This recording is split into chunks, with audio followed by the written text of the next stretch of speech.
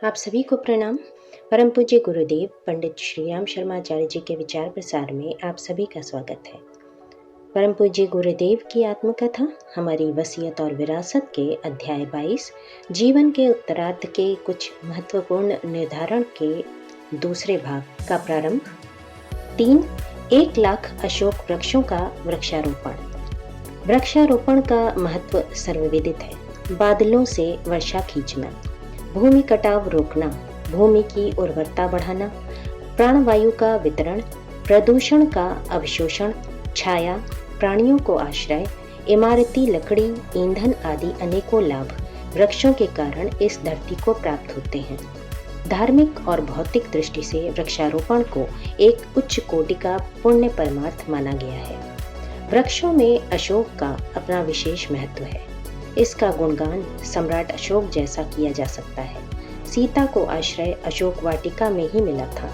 हनुमान जी ने भी उसी के पल्लवों में आश्रय लिया था। आयुर्वेद में यह महिला रोगों की अचूक औषधि कहा गया है। पुरुषों की बलिष्ठता और प्रखरता बढ़ाने की उसमें विशेष शक्ति है। साधना के लिए अशोक वन के नीचे रहा जा सकता है। शोभा तो उसकी असाधारण है ही। यदि अशोक के गुण सर्वसाधारण को समझाए जाएं, तो हर व्यक्ति का अशोक वाटिका बना सकना न सही, पर घर आंगन अड़ोस पड़ोस में उसके कुछ पेड़ तो लगाने और पोसने में समर्थ हो ही सकते हैं। 1 लाख अशोक वृक्ष लगाने का संकल्प पूरा करने में यदि प्रज्ञा परिजन उत्साहपूर्वक प्रयत्न करें, तो इतना साधारण निश्चय इतने बड़े जन समुदाय के लिए तनिक भी कठिन नहीं होना चाहिए। उसकी पूर्ति में कोई अड़चन दिखती भी नहीं है। उन्हें देवालय की प्रतिष्ठा दी जाएगी। बिहार के हजारी किसान ने 1000 आम्र उद्यान निज के बलबूते पर खड़े कर दिए थे, तो कोई कारण नहीं कि 1 लाख अशोक वृक्ष लगाने का उद्देश्य पूरा न हो सके। उनकी पौध शांति कुंज से देने का निश्चय किया गया है और हर प्रज्ञापुत्र को कहा गया है कि वह अशोक वाटिका लगाने लगवाने में किसी प्रकार की कमी न रहने दें। उसके द्वारा वायु शोधन का होने वाला कार्य शाश्वत शास्त्र सम्मत यज्ञ के समतुल्य ही समझें। अग्निहोत्र तो थोड़े समय ही कार्य करता है, पर यह पुनीत वृक्ष उसी कार्य को निरंतर चिरकाल तक करता रहता है। 4 हर गांव एक युग तीर्थ। जहां श्रेष्ठ कार्य होते रहते हैं, उन स्थानों की अर्वाचीन अथवा प्राचीन गतिविधियों को देखकर आदर्शवादी प्रेरणा प्राप्त होती रहती है। ऐसे स्थानों को तीर्थ कहते हैं। जिन दर्शनीय स्थानों की श्रद्धालु जन तीर्थ यात्रा करते हैं, उन स्थानों एवं क्षेत्रों के साथ कोई ऐसा इतिहास जुड़ा है जिससे संयमशीलता, सेवा भावना का स्वरूप प्रदर्शित होता है। प्रस्तुत तीर्थों में कभी ऋषि आश्रम रहे हैं, गुरुकुल आरण्यक चले हैं और परमार्थ संबंधी विविध कार्य होते रहे हैं। इन दिनों प्रख्यात तीर्थ थोड़े ही हैं। वहाँ पर्यटकों की धकापेल भर रहती है। पुण्य प्रयोजनों का कहीं अता पता नहीं है। इन परिस्थितियों में तीर्थ भावना को पुनर्जीवित करने के लिए सोचा यह गया है कि भारत के प्रत्येक गांव को एक छोटे तीर्थ के रूप में विकसित किया जाए। ग्राम से तात्पर्य यहाँ शहरों में द्वेष या उपेक्षा भाव रखना नहीं है, वरन पिछड़ेपन की औसत रेखा से नीचे वाले वर्ग को प्रधानता देना है। मातृभूमि का हर कण देवता है। गांव और झोपड़ा भी आवश्यकता इस बात की है कि उन पर छाया पिछड़ापन धो दिया जाए और सत्प्रवृत्तियों की प्रतिष्ठापना की जाए। इतने भर से वहाँ बहुत कुछ उत्साहवर्धक, प्रेरणाप्रद और आनंददायक मिल सकता है। हर गांव एक तीर्थ योजना का उद्देश्य है ग्रामोत्थान, ग्राम सेवा, ग्राम विकास। इस प्रचलन के लिए घोर प्रयत्न किए जाएं और उस परिश्रम को ग्राम देवता की पूजा माना जाए। यह तीर्थ स्थापना हुई जिसे स्थानीय निवासी और बाहर के सेवाभावी उद्बोधनकर्ता मिलजुल कर पूरा कर सकते हैं। पिछड़ेपन के हर क्षेत्र से जूझने और प्रगति के हर पहलू को उजागर करने के लिए आवश्यक है कि गांवों की सार्थक पद यात्राएं की जाएं, जन संपर्क साधा जाए और युग चेतना का अलख जगाया जाए। हर गांव को एक तीर्थ के रूप में विकसित करने के लिए तीर्थ यात्रा टोलियां निकालने की योजना है। पद यात्रा को साइकिल यात्रा के रूप में मान्यता दी है। 4 साइकिल सवारों का एक जत्था पीले वस्त्र धारण किए, गले में पीला झोला लटकाए साइकिलों पर पीले रंग के कमंडल टांगे प्रवास चक्र पर निकलेगा। ये प्रवास न्यूनतम 1 सप्ताह के, 10 दिन के, 15 दिन के अथवा अधिक से अधिक 1 माह के होंगे, जिनका निर्धारण पहले ही हो चुका होगा। यात्रा जहाँ से आरंभ होगी, एक गोल चक्र पूरा करती हुई वहीं समाप्त होगी। प्रातःकाल जलपान करके टोली निकलेगी। रास्ते में सहारे वाली दीवारों पर आदर्श वाक्य लिखती चलेगी। छोटी बाल्टियों में रंग घुला होगा। सुंदर अक्षर लिखने का अभ्यास पहले से ही कर लिया गया होगा। 1. हम बदलेंगे, युग बदलेगा। 2. हम सुधरेंगे, युग सुधरेगा। 3. नर और नारी एक समान, जाति वंश सब एक समान। वाक्यों की प्रकाशित श्रृंखलाएं जो जहां उपयुक्त हो वहां उन्हें ब्रश से लिखते चलना चाहिए। रात्रि को जहां ठहरना निश्चय किया हो वहां शंख घड़ियालों से गांव की परिक्रमा लगाई जाए और घोषणा की जाए कि अमुक स्थान पर तीर्थयात्री मंडली के भजन कीर्तन होंगे। गांव में एक दिन के कीर्तन में जहां सुगम संगीत से उपस्थित जनों को आह्लादित किया जाएगा, वहां उन्हें यह भी बताया जाएगा कि गांव को सज्जनता और प्रगति की प्रतिमूर्ति बनाया जा सकता है। प्रौढ़ शिक्षा, बाल संस्कार शाला, स्वच्छता, व्यायामशाला, घरेलू शाक वाटिका, परिवार नियोजन, नशाबंदी, मितव्ययिता, सहकारिता, वृक्षारोपण आदि सब प्रवृत्तियों की महिमा और आवश्यकता बताते हुए यह बताया जाए कि इन सब प्रवृत्तियों को मिलजुल कर किस प्रकार कार्यान्वित किया जा सकता है और उन प्रयत्नों का कैसे भरपूर लाभ उठाया जा सकता है। संभव हो तो सभा के अंत में उत्साही प्रतिभा वाले लोगों की एक समिति बना दी जाए जो नियमित रूप से समयदान, अंशदान देकर इन सब प्रवृत्तियों को कार्यान्वित करने में जुटे। गांव की एकता और पवित्रता का ध्वज अशोक वृक्ष के रूप में दूसरे दिन प्रातःकाल स्थापित किया जाए।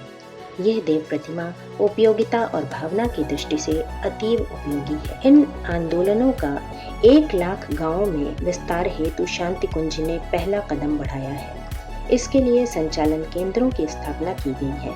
वहां 4-4 नई साइकिलें, 4 छोटी बाल्टियां, बिस्तर बंद, संगीत उपकरण, साहित्य आदि साधन जुटाए गए हैं। इनके सहारे यात्रा की सभी आवश्यक वस्तुएं एक ही स्थान पर मिल जाती हैं और कुछ ही दिनों की ट्रेनिंग के उपरांत समयदानियों की टोली आगे बढ़ चलती है। कार्यक्रम की सफलता तब सोची जाएगी जब कम से कम एक नैष्ठिक सदस्य उस गांव में बने और समयदान और अंशदान नियमित रूप से देते हुए झोला पुस्तकालय चलाने लगे। यह प्रक्रिया जहां भी अपनाई जाएगी वहीं एक उपयोगी संगठन बढ़ने लगेगा और उसके प्रयास से गांव की सर्वतोमुखी प्रगति का उपक्रम चल पड़ेगा। यही है तीर्थ भावना, तीर्थ स्थापना। इसके लिए 1000 ऐसे केंद्र स्थापित करने की योजना है जहां उपरोक्त तीर्थ यात्राओं का सारा सरंजाम सुरक्षित रहे। समयदानी तीर्थयात्री प्रशिक्षित किए जाते रहें और एक टोली का एक प्रवास चक्र पूरा होते होते दूसरी टोली तैयार कर ली जाए और उसे दूसरे गांव के भ्रमण प्रवास पर भेज दिया जाए। सोचा गया है कि 50-50 मील चारों दिशाओं में देखकर एक तीर्थ मंडल बना दिया जाए। उनमें जितने भी गांव हों, उनमें वर्ष में 1 या 2 बार परिभ्रमण होता रहे।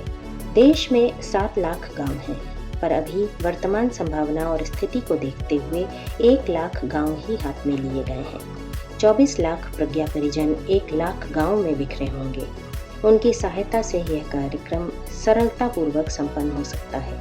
इसके बाद वो हवा समूचे देश को भी अपनी पकड़ में ले सकती है। क्रमिक गति से चलना और जितना संभव है उतना तत्काल करते हुए आगे की योजना को विस्तार देते हुए चलना, यही बुद्धिमत्ता का कार्य है। 5.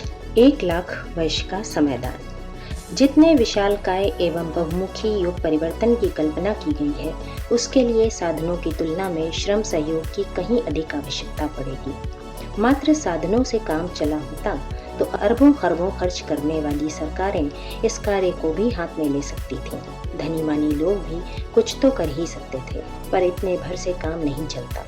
भावनाएं उभारना और अपनी प्रामाणिकता, अनुभवशीलता, योग्यता एवं त्याग भावना का जनसाधारण को विश्वास दिलाना, यही वे आवश्यकताएं हैं जिनके कारण लोकहित के कार्यों में दूसरों को प्रोत्साहित किया और लगाया जा सकता है। अन्यथा लंबा वेतन और भरपूर सुविधाएं देकर भी ये नहीं हो सकता है कि पिछड़ी हुई जनता को आदर्शवादी चरण उठाने के लिए तत्पर किया जा सके। जला हुआ दीपक ही दूसरे को जला सकता है। भावनाशीलों ने ही भावना उभारने में सफलता प्राप्त की है। सृजनात्मक कार्यों में सदा कर्मवीर अग्रदूतों की भूमिका सफल होती है। बात पर्वत जैसी भारी किंतु साथ ही राई जितनी सरल भी है। व्यक्ति औसत नागरिक स्तर स्वीकार कर ले और परिवार को स्वावलंबी सुसंस्कारी बनाने भर की जिम्मेदारी वहन करे तो समझना चाहिए कि सेवा साधना के मार्ग में जो अड़चन थी सो दूर हो गई। मनोभूमि का इतना सा विकास परिष्कार कर लेने पर कोई भी विचारशील व्यक्ति लोक सेवा के लिए युग परिवर्तन हेतु ढेरों समय निकाल सकता है। प्राचीन काल में ब्रह्मचारी, वानप्रस्थी और सद्गृहस्थ ऐसा साहस करते और कदम उठाते थे। गुरु गोविंद सिंह ने अपने शिष्य समुदाय में से प्रत्येक गृहस्थ से बड़ा बेटा संत सिपाही बनने के लिए मांगा था। वे मिले भी थे और इसी कारण सिखों का भूतकालीन इतिहास बिजली जैसा चमकता था। देश की रक्षा प्रतिष्ठा के लिए असंख्यों ने जाने गंवाई और भारी कठिनाइयां सही। परंपरा गांधी और बुद्ध के समय में भी सक्रिय हुई थी। विनोबा का सर्वोदय आंदोलन इसी आधार पर चला था। स्वामी विवेकानंद, दयानंद आदि ने समाज को अनेकानेक उच्च स्तरीय कार्यकर्ता प्रदान किए थे। आज वही सबसे बड़ी आवश्यकता है। समय की मांग ऐसे महामानवों की है जो स्वयं बढ़ें और दूसरों को बढ़ाएं। माना कि आज स्वार्थपरता, संकीर्णता और क्षुद्रता ने मनुष्य को बुरी तरह घेर रखा है, तो भी धरती को वीर विहीन नहीं कहा जा सकता। 60 लाख साधु बाबा यदि धर्म के नाम पर घर बार छोड़कर मारे मारे फिर सकते हैं, तो कोई कारण नहीं कि मिशन की 1 लाख वर्ष की समयदान की मांग पूरी न हो सके। एक व्यक्ति यदि 2 घंटे रोज समयदान दे सके तो एक वर्ष में 720 घंटे होते हैं। 7 घंटे का दिन माना जाए तो ये पूरे 103 दिन एक वर्ष में हो जाते हैं। ये संकल्प कोई 20 वर्ष की आयु में ले और 70 का होने तक 50 वर्ष निभाए तो कुल दिन 5000 दिन हो जाते हैं, जिसका अर्थ हुआ प्रायः 14 वर्ष। 1 लाख वर्ष का समय पूरा करने के लिए ऐसे 1 लाख बराबर 1,47,143 कुल इतने से व्यक्ति अपने जीवन में ही 1 लाख वर्ष की समयदान याचना को पूर्ण कर सकते हैं। ये तो एक छोटी गणना हुई। मिशन में ऐसे व्यक्तियों की कमी नहीं जो साधु ब्राह्मणों जैसा परमार्थ परायण जीवन अभी भी जी रहे हैं और अपना समय पूरी तरह युग परिवर्तन की प्रक्रिया में नियोजित किए हुए हैं। ऐसे ब्रह्मचारी और वानप्रस्थी हजारों की संख्या में अभी भी हैं। उनका पूरा समय जोड़ लेने पर तो वह गणना 1 लाख वर्ष से कहीं अधिक की पूरी हो जाती है। बात इतने तक सीमित नहीं है। प्रज्ञा परिवार के ऐसे कितने ही उदार चेतना हैं जिनने हीरक जयंती के उपलक्ष्य में समयदान के आग्रह अनुरोध को दैवी निर्देशन माना है और अपनी परिस्थितियों से तालमेल बिठाते हुए 1 वर्ष से लेकर 5 वर्ष तक का समय एक मुश्त दिया है। ऐसे लोग भी बड़ी संख्या में हैं जो प्रवास पर तो नहीं जा सकते पर घर पर रहकर ही आए दिन मिशन की गतिविधियों को अग्रगामी बनाने के लिए समय देते रहेंगे। स्थानीय गतिविधियों तक ही सीमित रहकर समीपवर्ती कार्यक्षेत्र को भी संभालते रहेंगे। पुरुषों की तरह महिलाएं भी इस समयदान यज्ञ में भाग ले सकती हैं। शारीरिक और बौद्धिक दोनों ही प्रकार के श्रम ऐसे हैं जिन्हें अपनाकर वे महिला समाज में शिक्षा संवर्धन जैसे अनेकों कार्य कर सकती हैं। अशिक्षित महिलाएं तक घरों में शाक वाटिका लगाने जैसा काम कर सकती हैं। जिनके पीछे पारिवारिक जिम्मेदारी नहीं है, शरीर से स्वस्थ, मन से स्फूर्तिवान हैं, वे शांति कुंज के भोजनालय विभाग में काम कर सकती हैं और यहाँ के वातावरण में रहकर आशातीत संतोष भरा जीवन बिता सकते हैं। कार्यक्रमों में प्रचारात्मक, रचनात्मक और सुधारात्मक अनेक कार्य हैं जिन्हें घर से बाहर रहते हुए परिस्थितियों के अनुरूप कार्यान्वित किया जा सकता है। प्रचारात्मक स्तर के कार्य झोला पुस्तकालय, ज्ञान रथ, स्लाइड प्रोजेक्टर प्रदर्शन, टेप रिकॉर्ड से युग संगीत एवं युग संदेश को जन जन तक पहुँचाना, दीवार पर आदर्श वाक्य लिखना, साइकिलों वाली धर्म प्रचार पदयात्रा योजना में सम्मिलित होना, संगीत, साहित्य, कला के माध्यम से बहुत कुछ हो सकता है। साधन दान से भी अनेक सत्प्रवृत्तियों का पोषण हो सकता है। रचनात्मक कार्यों में प्रौढ़ शिक्षा, पुरुषों की रात्रि पाठशाला, महिलाओं की अपराह्न पाठशाला, बाल संस्कारशाला, व्यायामशाला, स्वच्छता संवर्धन, वृक्षारोपण आदि सुधारात्मक कार्यों में अवांछनीयता, अनैतिकता, अंधविश्वास आदि का उन्मूलन प्रमुख है। जातिगत ऊंच नीच, पर्दा प्रथा, दहेज, फैशन के नाम पर अपव्यय, बाल विवाह, बहुप्रजनन आदि के उन्मूलन में सामर्थ्य भर प्रयत्न करना। इसके अतिरिक्त शारीरिक, मानसिक, आर्थिक, पारिवारिक, सामाजिक, धार्मिक, सांस्कृतिक, साहित्यिक क्षेत्रों से संबंधित अनेक कार्यक्रम हैं जिन्हें कार्यान्वित करने के लिए हर क्षेत्र और हर स्थिति में गुंजाइश है। जिन्हें नव सृजन के लिए समय देना है, उन्हें अपनी योग्यता एवं परिस्थिति के अनुरूप कोई काम चुन या पूछ लेना चाहिए। ये सभी कार्य प्रगति प्रयास समाधान से संबंधित हैं। एक व्यक्ति का 1,00,000 वर्ष का समय यूं सुनने कहने में बहुत अधिक प्रतीत होता है, किंतु जब सब परिजन मिलजुल कर इसकी पूर्ति करने पर कटिबद्ध होते हैं तो हर परिजन के हिस्से में थोड़ा ही आता है। इसी के साथ अध्याय 22 का ये दूसरा भाग यहीं समाप्त होता है। आप सभी परिजनों को अपना बहुमूल्य समय देने के लिए हृदय से आभार एवं अनगिनत धन्यवाद। सादर प्रणाम।